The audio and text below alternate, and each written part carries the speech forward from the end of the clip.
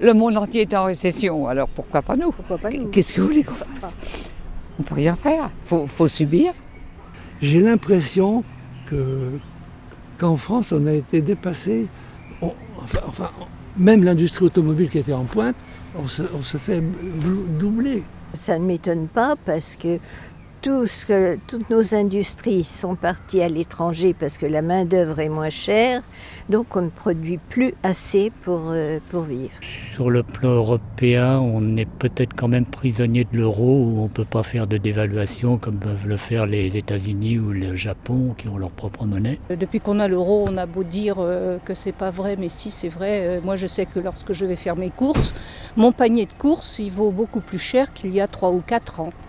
De toute façon, je crois que si on en est arrivé là, c'est quand même de la faute à la finance. C'est pas la faute aux Français comme un des mortels. Donc il faudrait peut-être regarder de ce côté-là. Je ne suis pas forcément partisan d'un État fédéral, mais d'une meilleure fédération des outils, des moyens, qu'ils soient bancaires ou industriels ou commerciaux. Mais il paraît que maintenant, il y a une recrudescence à nouveau. Parce que les gens s'imaginent qu'avec la trithérapie et tout, on peut ne pas l'avoir. Je ne crois pas. Ça m'inspire que c'est un enjeu typiquement des pays occidentaux, qu'il y a des maladies qui sont bien pires que ça. Enfin, je pense au paludisme qui tue vraiment, pour le coup, c'est vraiment la maladie qui tue le plus de personnes dans le monde, je pense, chaque année. Et que là-dessus, on communique beaucoup parce que nous, forcément, on en est atteint parce que derrière, c'est très médiatisé tout ça, mais je pense que c'est malheureusement une maladie européenne, quoi. Enfin, avec vraiment derrière des enjeux européens, plus que en Afrique, si on parlait du sida. Bien sûr que les gens ils sont sensibles à ça, mais je pense qu'ils sont plus sensibles à la malaria, aux problèmes de flotte, aux problèmes tout ça, quoi, je pense. Il existait certainement avant, bien avant, et les gens mouraient, on ne savait pas exactement pourquoi. Pour moi, c'est la maladie la plus grave qui puisse exister actuellement parce que elle touche à la vie elle-même des personnes, quoi, dans le sens de la sexualité, de la sensualité. On ne connaissait pas ça. Nous, on l'a appris avec tout le monde il y a quelques années.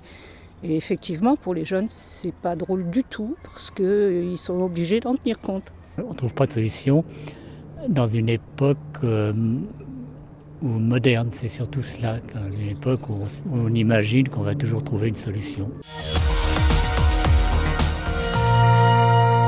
Nous, on ne peut pas te contrôler, mais est-ce que tout l'argent va justement pour aider les handicapés, tout ce qui est social et les gens qui en ont besoin dans le sens aide à la personne et autres? Est-ce que ça va vraiment? Parce qu'apparemment, ils ont l'air de récolter pas mal d'argent malgré le chômage. Si vous voulez aller à Paris, il faut prendre le métro, le train. Donc, il y a des gens qui travaillent. Vous allez au restaurant, vous allez dans un musée, vous allez au cinéma, partout les gens travaillent. Enfin, je ne vois pas pourquoi on arrêterait. Aujourd'hui, on ne sait plus ce que c'est la Pentecôte. C'est marrant d'ailleurs, parce qu'on est dans des périodes purement laïques, on peut dire. Mais en fait, en France, il n'y a pas que la Pentecôte. Il y a toutes les fêtes. C'est des racines de fêtes purement religieuses. Et puis, tout le monde les pratique.